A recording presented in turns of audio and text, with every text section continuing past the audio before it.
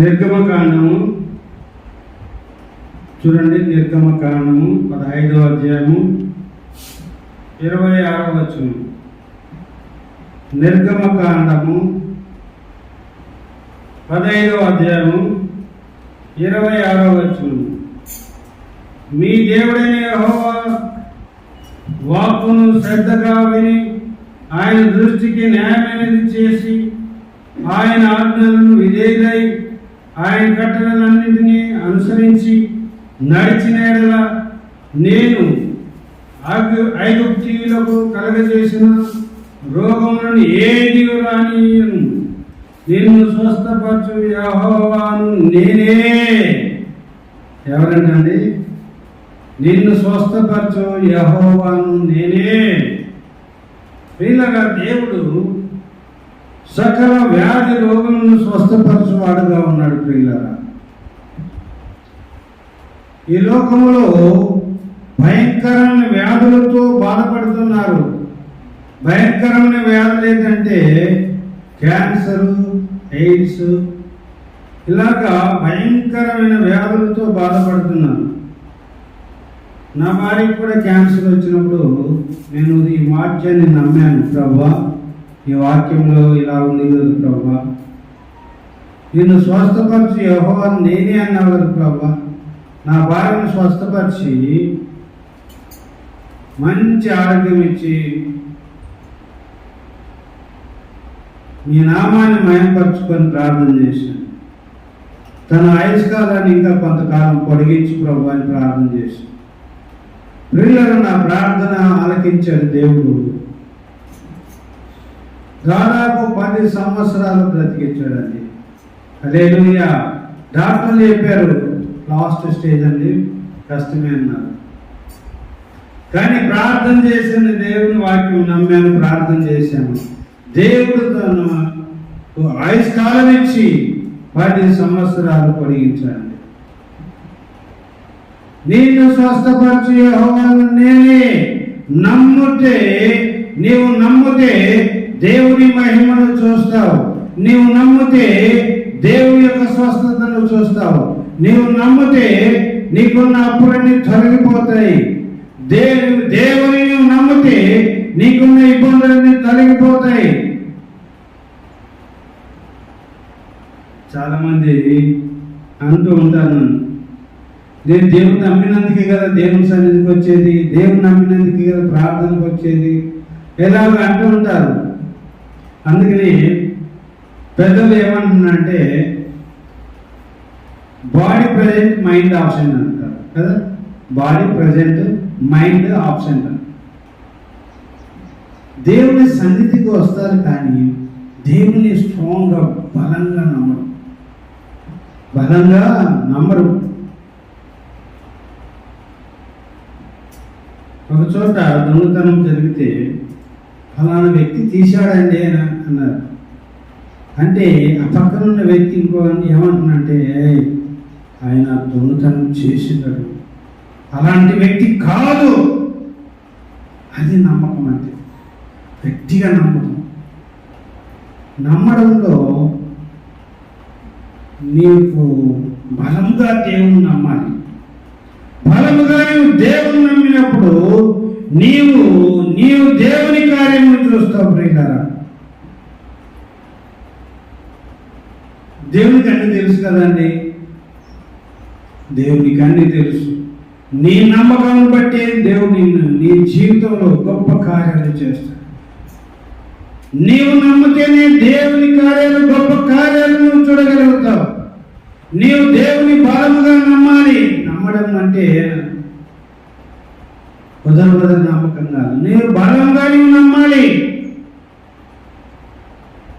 దేవుడు ఏం సాయం చేస్తారు? దేవుడు నీకు నమ్ముకున్నావు కానీ ఎందుకురా? ఏమన్నారు?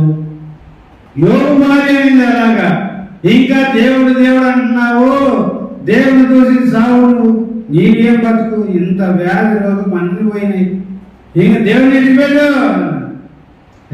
అలా అనవద్దు. మేలు అనుభవించుడికేనా? దేవుని కొరకు కష్టాలు అనుభవించడానికి నీకు లేదా? అలా మాట్లాడద్దు. నీవు దేవుని నమ్మినప్పుడు బలంగా మాట్లాడతారు. లేదా బలంగా మాట్లాడతారండి, బలంగా మాట్లాడతారు. ఎవరైనా చేస్తారా? అతను మాత్రం అలాంటి పని చేయడండి, చేయడు. ఆయన నిప్పు లాంటి మనిషి. ఆయన నిప్పు లాంటి మనిషి. నేను ఒక ఆమెకు జాబ్ సస్పెండ్ అయితే జాబ్ మళ్ళా మాట్లాడి ఆఫీసర్లతో మాట్లాడి వెంటనే ఆర్డర్స్ ఇప్పించేసాను. ఒక గంటలో కూర్చొని టైపింగ్ చేయించి అంత తెచ్చి చేతులు పెట్టాను. పెడితే ఆమె మా ఇంటికి వచ్చి డబ్బులు ఇస్తుంది. 1000 రూపాయలు నాకు ఇవ్వడానికి వచ్చింది. అమ్మా నేను తీసుకున్నామ్మా, దేవుని నమ్ముకున్నానమ్మా, నేను అలా చేయనమ్మా. ఆమె అంటుంది, అయ్యా అన్నా నేను 1,00,000 రూపాయలు ఇస్తానంటే కూడా చేయలేదన్నా. ఏమండి, 1,00,000 రూపాయలు ఇస్తే కూడా చేయలేదన్నా. తీసుకుని నేను ప్రేమ చేస్తున్నాను అంటే వద్దు వద్దమ్మా నేను తీసుకోనమ్మా, వద్దు వద్దమ్మా తీసుకున్నమ్మా. తీసుకోలేదు పిల్లరా,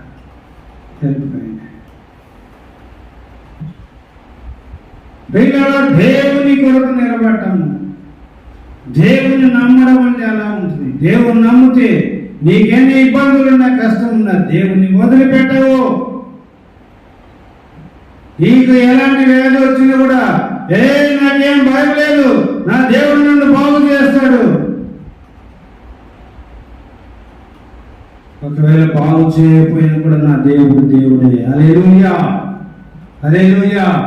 ఒకవేళ బాగు చేయకపోయినా నా దేవుడు. ఆయన నేను విడిచిపెట్టాను, కానీ ఆయన చేయగలడు. నమ్ముటని ఎవరైతే నమ్మువానికి సమస్తము సాధ్యము. గొప్ప మాటలు.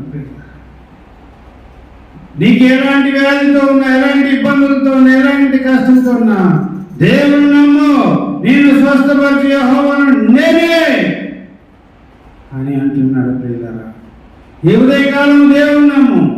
నీకు ఎలాంటి ఆర్థిక ఇబ్బందులు ఉన్నావా దేవుని నమ్ము. నీకు ఎలాంటి కష్టాలున్నా దేవుని నమ్ము.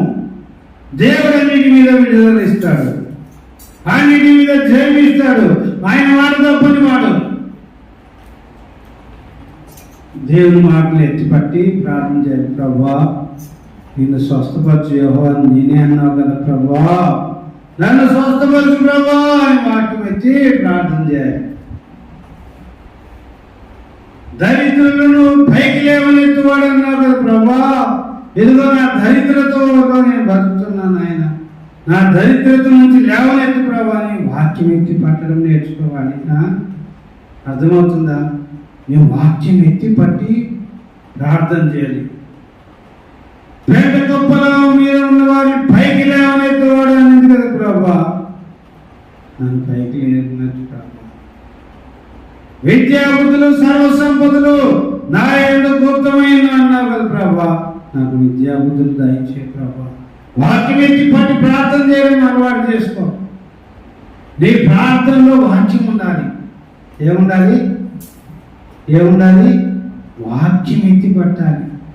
ప్రభువా విద్యాబుద్ధులు సర్వ సంపదలు నీ యందు ఉన్నాయని వాక్యం రాసి పెట్టే కదా ప్రభు. ఆ విద్యాబుద్ధుల జ్ఞానము సర్వ సంపదలు ప్రభువా.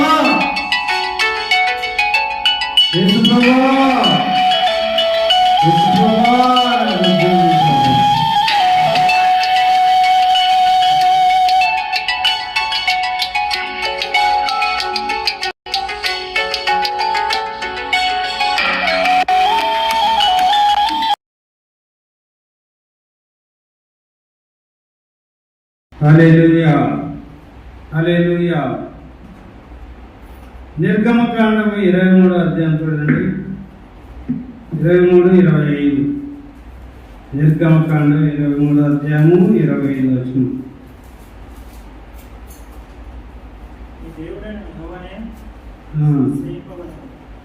అప్పుడు ఆయన నీ ఆహారమును నీ పానమును దీవించును.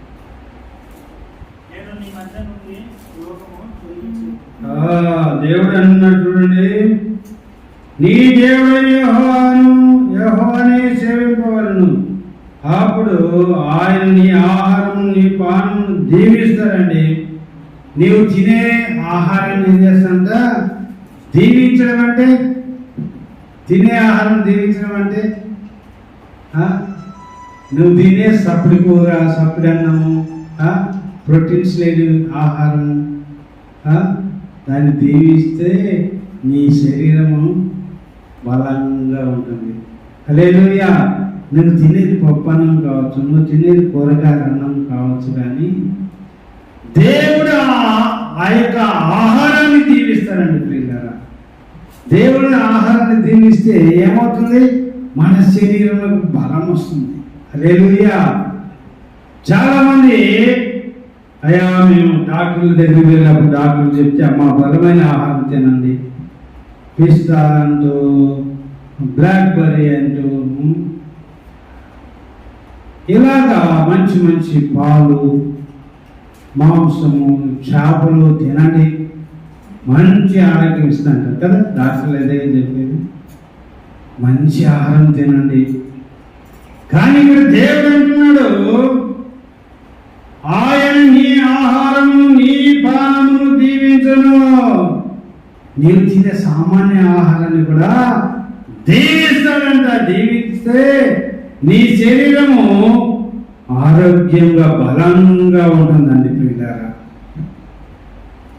నేను నీ మధ్య నుండి రోగమును తొలగించేదను. హల్లెలూయా, హల్లెలూయా. దేవుడు మీ మధ్యలో ఉండి, మీ ఇంట్లో ఉండి, మీతో ఉండి మీ రోగములు బాగు చేస్తున్నాయా? నేను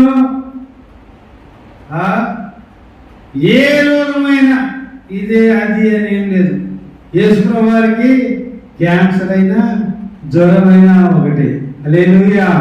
అంతే కదా, దేవునికి క్యాన్సర్ అయినా ఒకటి, జ్వరమైనా ఒకటి. ఆయన ముడితే ఏదైనా బాగైపోతుంది. హల్లెలూయా కదా. మనకైతే జ్వరం అయితే జ్వరమే ఉంది, ట్యాబ్లెట్ వేసుకుని టైఫాయిడ్ మలేరియా అనుకో 5 రోజులు కోర్సు వాడితే బాగా అయిపోతుంది. అదే పెద్ద రోగం వస్తే, క్యాన్సర్ వస్తే అబ్బా అబ్బా క్యాన్సరా, ఎట్లబ్బా ఎట్లబ్బా ఎట్లబ్బా, అంత రోగం వచ్చింది ఎట్లబ్బా,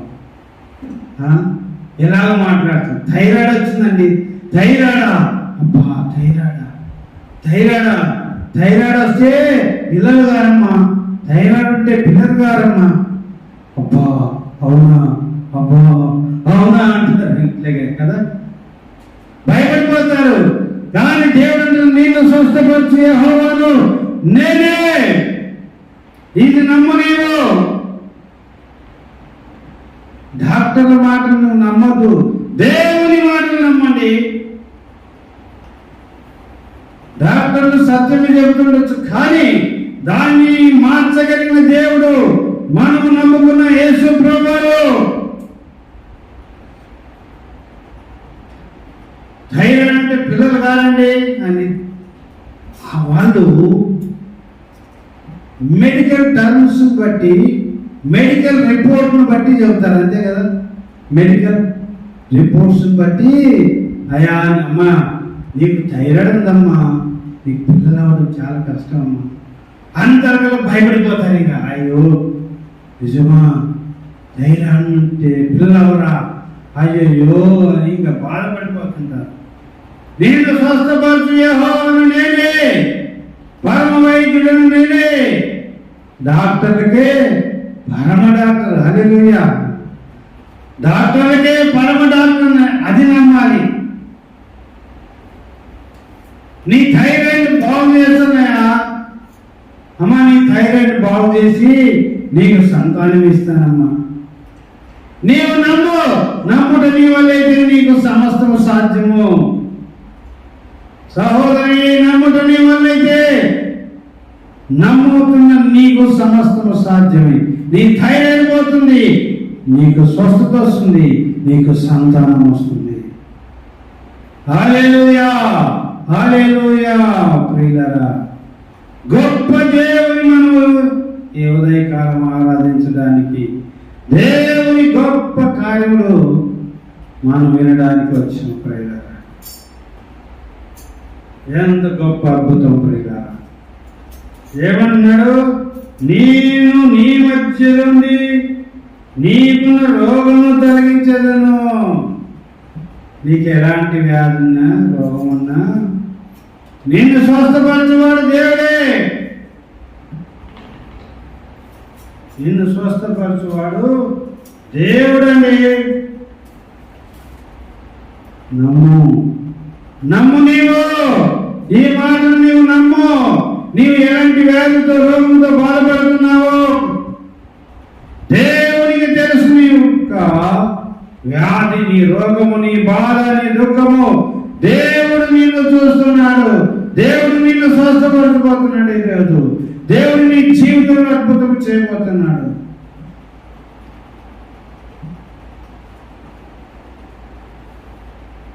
కీర్తన గ్రంథము 103వ అధ్యాయం చూడండి.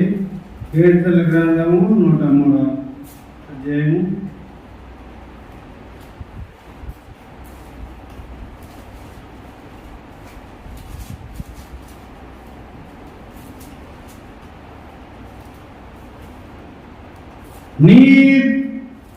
ఆయన నీ దోషములన్నిటినీ క్షమించువాడు, నీ సంకటములన్నీ కుదుర్చువాడు.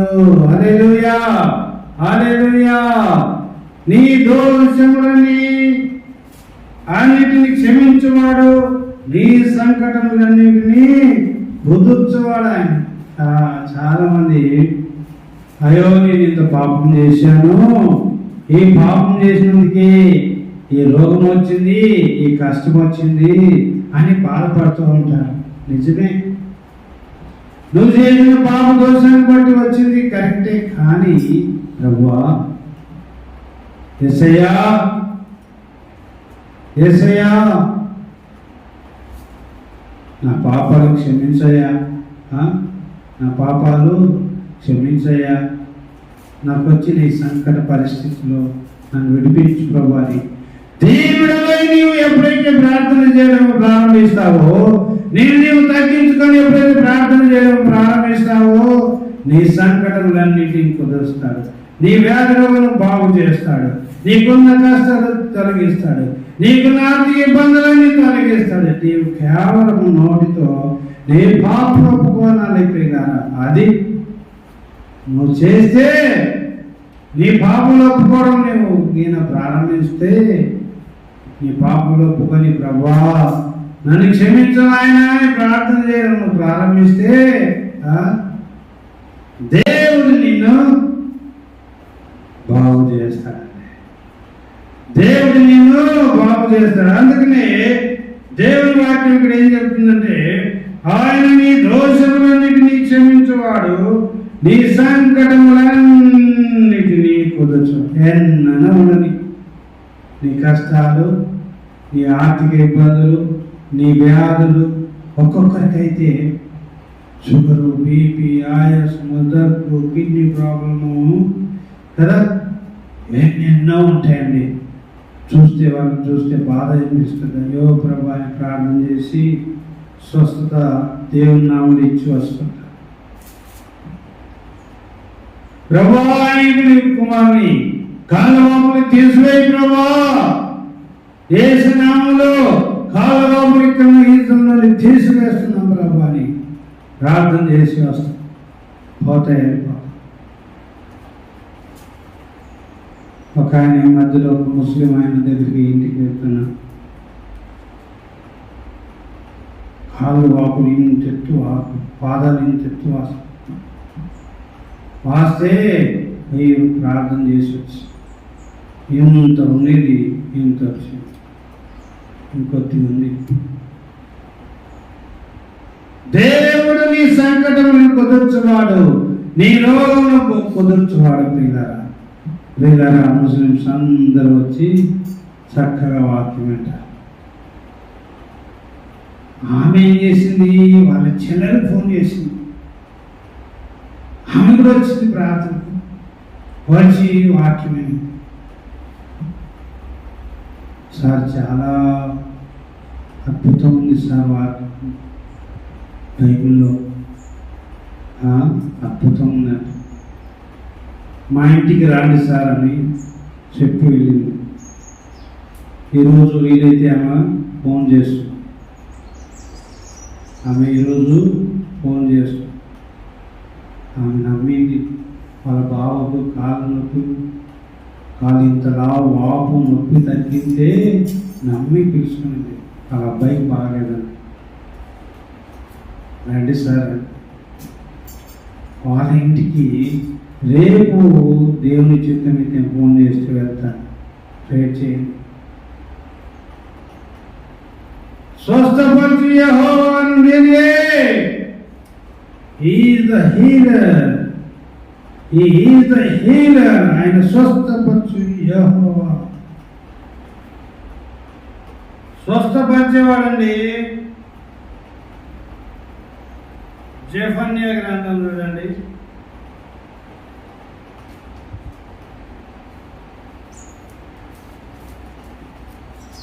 ముందు 147 అధ్యాయం చూడండి. కీర్తనలో ముందు చూడండి. కీర్తనలో 147.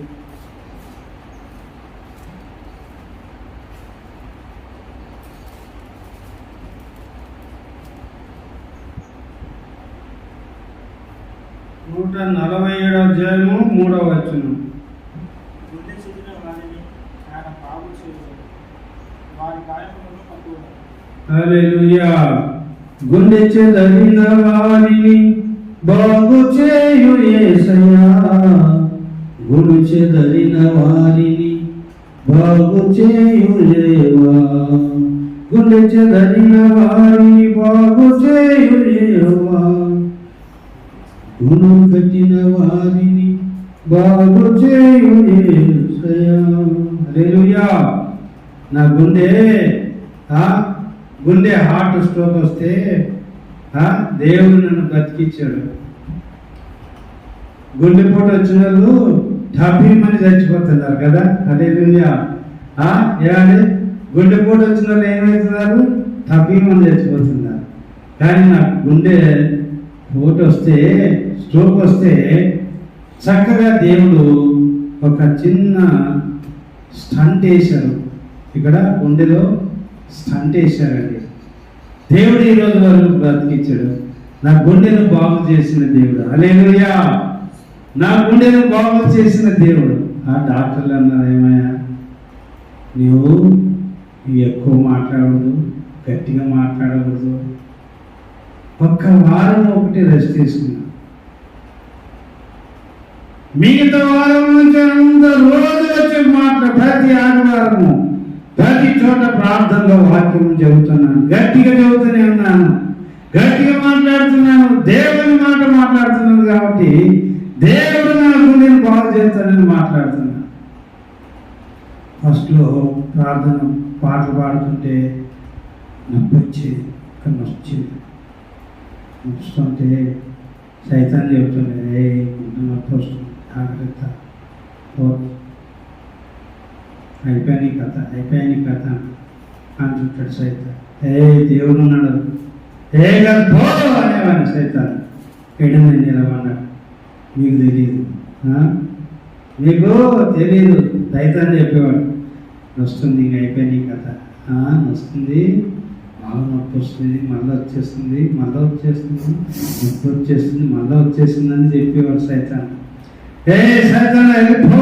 ఏం లేదు, దేవుడు నన్ను బాగు చేశాడు. గుండె చెదరిన వారిని ఆయన బాగు చేయవాడు. అమ్మా, నీకు ఎలాంటి గుండె పొడుతుని బాధపడుతున్నాయేమో, డాక్టర్లు చెప్పి నిన్ను భయపెడుతున్నారేమో, డాక్టర్ల మాట నీవు నమ్మద్దు, దేవుని మాట నమ్ము. దేవుడు నిన్ను బాగు చేయ దేవుడు. బ్లడ్ బ్లాక్ అయినవా, దేవుడు బాగు చేస్తాడు. 3 బ్లాక్ అయినావా దేవుడు బాగు చేస్తాడు. నీకు 4 బ్లాక్ అయినావా దేవుడే నిన్ను బాగు చేస్తాడు. భయపడవద్దు. నీకు ఏది సందేశం బ్రతుకుతావు అదే నమ్ము. దేవుడు నన్ను బాగు చేస్తాడు, నా గుండెను బాగు చేస్తాడు, నా గుండెను స్వస్థపరుస్తాడు, నన్ను బాగు చేయ దేవుడు నా దేవుడని నీవు దేవుడిని నమ్ము. 4 బ్లాక్ అయినాయి నేను బ్రతుకును. నాకు 3 బ్లాక్ అయినాయి, నేను బ్రతుకును. నాకు 2 బ్లాక్ అయినాయి, ఇంక బ్రతుకును 70% 80% బ్లాక్ అయిపోయిందంట. నేను బ్రతుకును అని నీవు అవిశ్వాసం పెట్టక నువ్వు విశ్వాసంతో ముందు దేవుని నమ్ము. నీకు నేను బాగు చేయవాడు దేవుడు, ఇది నమ్ము. గుండె చెదరిన వారిని బాగు చేయు దేవుడు, గుండె చెదరిన వారిని బాగు చేయు దేవుడు. నీవు నమ్ము, దేవుడు నిన్ను స్వస్థపరుస్తాడు. ప్రియ సహోదరా, జెఫన్యా గ్రంథం చూడండి. జెఫన్యా 3:12.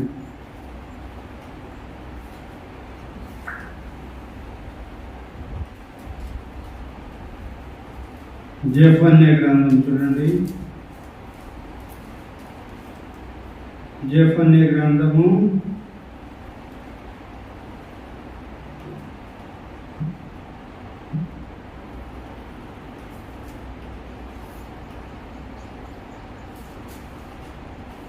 'తాను మీకు విధించిన శిక్షను యెహోవా కొట్టివేసి ఉన్నాడు.'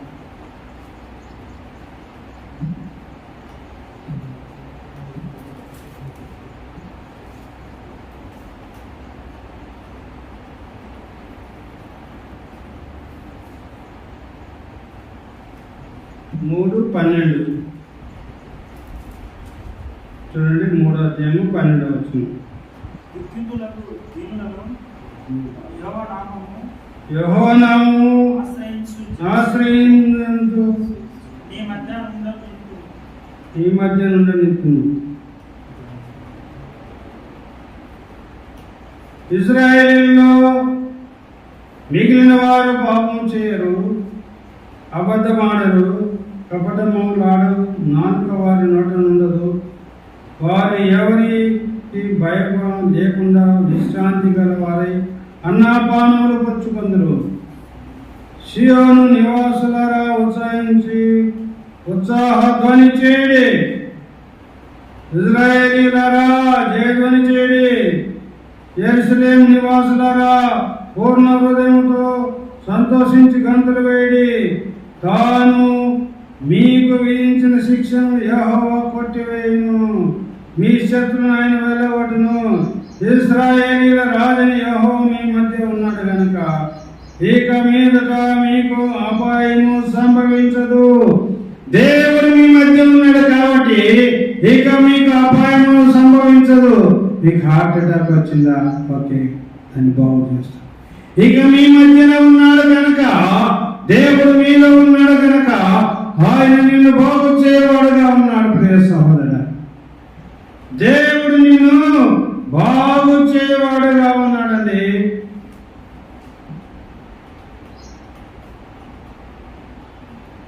ఇరవై 17వ వచనం చూడండి. అలా ఆ దినమున జనులు మీతో ఇట్లందరూ, యెరూషలేము భయపడకుము, సీయోను కుమారి ధైర్యం తెచ్చుకొనుము, నీ దేవుడు యెహోవా నీ మధ్యన ఉన్నాడు గుర్తుపెట్టుకో. ఆయన శక్తిమంతుడు, ఆయన మిమ్మల్ని రక్షించును గుర్తుపెట్టుకో. ఆయన బహు ఆనందముతో నీ యందు సంతోషించును.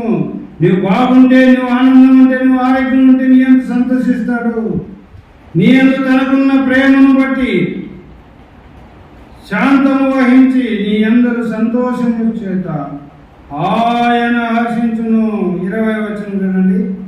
ఆ కాలంలో మీరు చూస్తుండగా నేను మేము చెరలోని రప్పించి మిమ్మల్ని సమకూర్చి తర్వాత మిమ్మల్ని నడిపించును.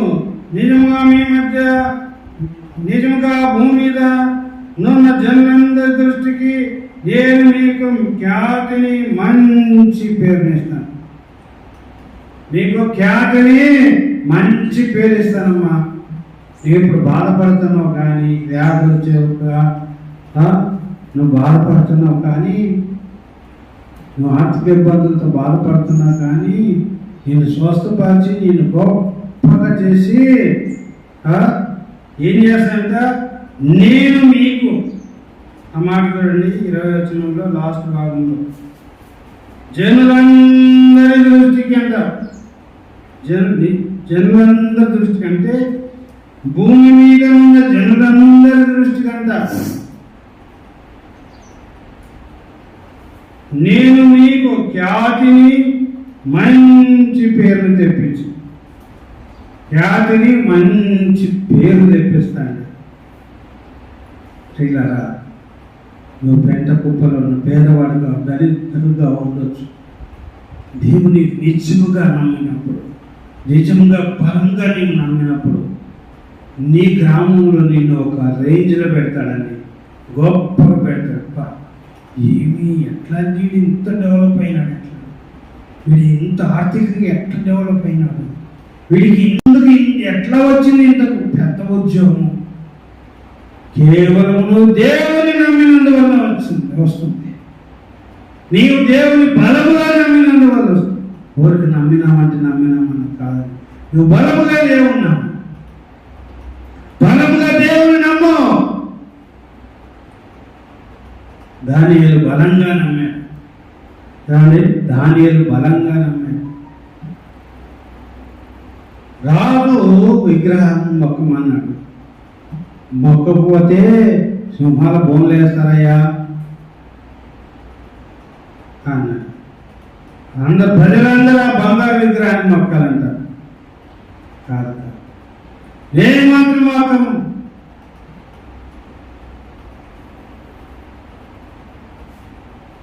మొక్కం అది బలంగా నమ్మడం అంటే. ఎన్ని కష్టాలు వచ్చినా, ఇబ్బందులు వచ్చినా బలముగా నమ్మడం అంటారు దాన్ని. ఇంకేం ప్రార్థన చేస్తారా, ఇంకేం భక్తి చేస్తారా, వదిలేసి అంటే దేవుడు గొప్ప దేవుడు. దేవుడు దీవించకపోయినా ఆయన గొప్ప దేవుడు. ఆయన మాత్రం వదిలిపెట్టండి. అది విశ్వాసం అంటే, బలంగా నమ్మడం అంటారు దాన్ని. బలముగా దేవుడిని నమ్మడం అంటారండి. ఈరోజు గణేష్ నిమజ్జనం అని చేస్తున్నారు. ఎంతోమంది దేవుని నమ్మిన బిడ్డలు కూడా వాటి ఎంత పరిగెత్తున్నారు. విగ్రహాలు ఎంత పరిగెత్తున్నారు, తాగుతున్నారు, డ్యాన్స్ చేస్తున్నారు, కింద పడుతున్నారు.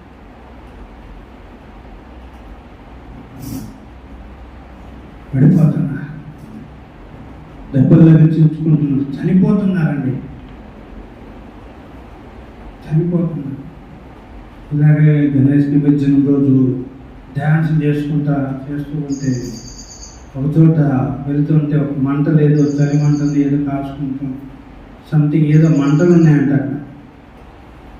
బాగా ఇప్పుడు తాగి మైక్ దాంట్లో పడ్డాయంట డ్యాన్స్ చేస్తూ. దేవుడు బతికిచ్చాడు. ఇక ఏమన్నాడు ప్రభువా, దేవుని సేవకులు హెచ్చరించాడు. దేవుని వ్యతిరేకంగా విగ్రహం ముందు వెళ్ళి తాగి కన్నాడు, డ్యాన్స్ చేసినందుకు దేవుని శిక్ష నీ మీదకి వచ్చింది, ఇప్పటికైనా మారన్నా. సరే అనుకో గట్టిగా హెచ్చరించాడు. చూసే వాళ్ళకి ఎట్లుందంటే అది ఏందయ్యా, ఆయన ముందే బాధపడి మంటల్లో పడి ప్రార్థనకు వస్తే ప్రార్థన ఏమంటే ఇంత గట్టిగా వస్తున్నాడే అని అనుకునవచ్చు. కానీ ప్రియులారా, అది హెచ్చరిక అతని జీవితాన్ని మార్చివేసింది. దేవుని సేవకుని హెచ్చరిక అతని జీవితాన్ని మార్చివేసిందండి. ప్రియులారా, ఇక ఎన్నడూ అతను వాటి ముందు వెళ్ళలేదు, డ్యాన్స్ వేయలేదు, మారిపోయాడండి. దేవుని సేవకుని హెచ్చరికను లోబడి తన జీవితాన్ని మార్చేసుకున్నాడు. దానియేలు శద్రకు మేషకును మొక్కలేదండి. మనుషులను సంతోషపెట్టడానికి అని భక్తి చేసేది.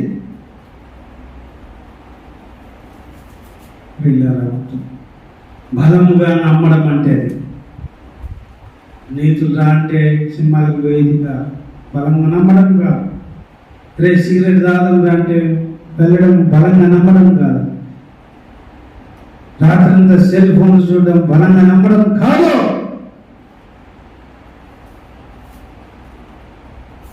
వాటిని విడిచిపెట్టాలి.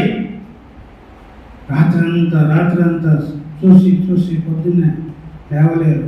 నాకు తెలుసు మీలో విద్యార్థులైన వారు ఎంతోమందిని చూస్తున్నాను, ఎన్నో బ్యాచ్లు చూశాను. ముఖంలో ఏమాత్రం కలవదు, స్నానం చేయరు, రోజు స్నానం చేయరు, అలాగే వెళ్ళిపోతుంటారు, కాలేజీకి అలాగే వస్తుంటారు, చర్చికి కూడా అలాగే వస్తుంటారు.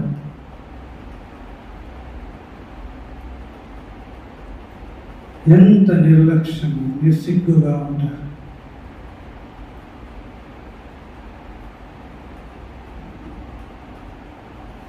ఎంత నిర్లక్ష్యంగా నిస్సిగ్గుగా ఉంటారండి. హోషేయ గ్రంథం చూడండి. హోషేయ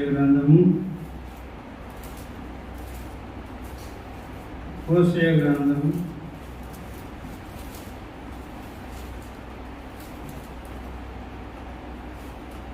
6వ అధ్యాయం 1వ వచనం. 6:1. మనము యెహోవా యొద్దకు మరలుదము రండి, ఆయన మనల్ని చీల్చివేసును, ఆయనే మనల్ని స్వస్థపరచును. హల్లెలూయా. ఆయనే మనలను స్వస్థపరిచేవాడు, నిన్ను స్వస్థపరిచేవాడు ఆయనే. నీకు ఎలాంటి వ్యాధి, రోగము, బాధ ఉన్నా ఆయన్ని స్వస్థపరిచేవాడు. ఈరోజు బలముగా దేవుని నమ్ము, నిన్ను స్వస్థపరుస్తాడు, నిన్ను దీవిస్తాడు, నిన్ను ఆశీర్వదిస్తాడు. నీకు ఆర్థిక ఇబ్బందులు ఉన్నాయా? దేవుని నమ్ము, బలంగా నమ్ము. నా దేవుడు నన్ను ఆర్థిక ఇబ్బందుల నుంచి, అప్పు నుంచి విడిపిస్తాడని బలంగా నమ్ము. ఉదరబుదరగా నమ్మద్దు. ఉదరబుదరగా నమ్మితే నీవు ఉదరబుదర జీవితం అయిపోతుంది. గట్టిగా దేవుడు నమ్ము. నా దేవుడు నన్ను విడిపిస్తాడు, ఈ అప్పు నుంచి, ఆర్థిక ఇబ్బందుల నుంచి నన్ను విడిపిస్తాడు, ఈ రోగం నుంచి నన్ను స్వస్థపరుస్తాడు, నన్ను సంపూర్ణంగా స్వస్థపరుస్తాడని నీవు గట్టిగా నమ్ము. దేవుడు నిన్ను స్వస్థపరుస్తాడు. ప్రార్థన చేసుకున్నాం ప్రియులారా. మీలో ఇక్కడ ఉన్న వారికి ఏ వ్యాధి రోగం ఉన్నా నమ్ము, దేవుడు నేను ఇప్పుడే స్వస్థపరుస్తాడు. నిన్ను స్వస్థపరిచే నేనే. కానీ దేవుడు గట్టిగా నువ్వు బలంగా నమ్ము సహోదరుడా, ఓ సహోదరు, నువ్వు బలంగా నమ్ము దేవుని. ఇప్పుడే నమ్ము. నీకు ఏ వ్యాధి బాధ రోగం ఉన్నా ఇప్పుడే దేవుని అడుగు. ప్రభువా నన్ను షుగర్ వ్యాధి, గౌట్, స్కిన్ డిసీజ్ తీసివేయి ప్రభువా, నువ్వు స్వస్థపరిచే నీవే ప్రభువా నమ్ముతున్నాను. ఆయన నన్ను ఇప్పుడే స్వస్థపరుచున్నాయి. నా గుండెను నువ్వు బాగు చేయు నాయన, ఇప్పుడే సంపూర్ణంగా స్వస్థపరుచున్నాయి. వీపుల్లో నొప్పులు, తల నొప్పులు యేసు నామములో ఇప్పుడే తీసివేయండి ప్రభు. సంపూర్ణంగా స్వస్థపరచు ప్రభు, సంపూర్ణంగా స్వస్థపరచు ప్రభు అని గట్టిగా నువ్వు గట్టిగా ప్రార్థించి దేవుని నీ ప్రార్థన వింటున్నాడు. ప్రభుని దేవానికి స్తోత్రం, ప్రభు యేసు నీకు స్తుతులు స్తోత్రం. నిబిడను దీవించు మాసం, నిబిడను స్వస్థపరచు, ఆరోగ్యం శక్తి, నిబిడను బలపరచు, నిబిడను స్థిరపరచు, నిబిడను ఆశీర్వదించు. ప్రభు లైవ్లో చూస్తున్న వారు ఎవరైనా అనారోగ్యం నుండి ఎప్పుడే ప్రార్థన చేస్తున్నాను. యేసు నామములో నీ అనారోగ్యం ఇప్పటి నుంచే విడుదల చేస్తున్నాను. నీ గుండె నొప్పిని ఇప్పుడే విడుదల చేస్తున్నాను. గుండె నొప్పి నుంచి, షుగర్ వ్యాధి, గౌట్ వ్యాధి నుంచి ఇప్పుడే నీకు విడుదల ప్రకటిస్తున్నాను. ఇప్పుడే నీకు విడుదల కలుగునుగా. థైరాయిడ్ నుంచి ఇప్పుడే నీకు స్వస్థతను ప్రకటిస్తున్నాను. యేసు నామములో ఇప్పుడే నీకు స్వస్థత కలుగునుగా. సంతానం లేకుండా బాధపడుతున్న నీకు ఇప్పుడే సంతానం కలుగునుగాక. ఎవరికైనా ఆర్థిక ఇబ్బందులు ఉంటే ఇప్పుడే యేసు నామములో ఆర్థిక ఇబ్బందులు తొలగిపోనుగాక అని ప్రకటిస్తున్నాను. యేసు నామములో ఆర్థిక ఇబ్బందుల నుంచి విడుదల ప్రకటిస్తున్నాను. ఆర్థిక ఇబ్బందులన్నింటినీ జయము నీకు కలుగునుగాక. ఇప్పుడే నీకు ఆర్థిక సమృద్ధి కలుగునుగాక. యేసు నామములో స్తుతించిపోతే వేడుకుంటున్నాము తండ్రి. ఆమేన్. తండ్రి యొక్క ప్రేమయు కుమారుని యొక్క కృపయు పరిశుద్ధాత్మ యొక్క నిత్య సహవాసం సమాధానం ఇప్పుడు ఎల్లప్పుడు మనకున్న వ్యాధుల నుండి ఇప్పుడే సంపూర్ణంగా స్వస్థత పొందుదుము గాక. ఆమేన్. ఆమేన్. గట్టిగా ఆమేన్ అందామండి. ఆమేన్. వందనాలండి. అందరికీ వందనాలు. ప్రార్థన చేయండి. ఎక్కువగా బలంగా నమ్మండి.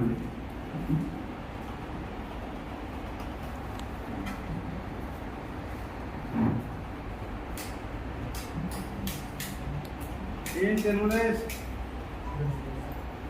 తిరుమలేష్ తిరుమలేష్ తిరుమలేష్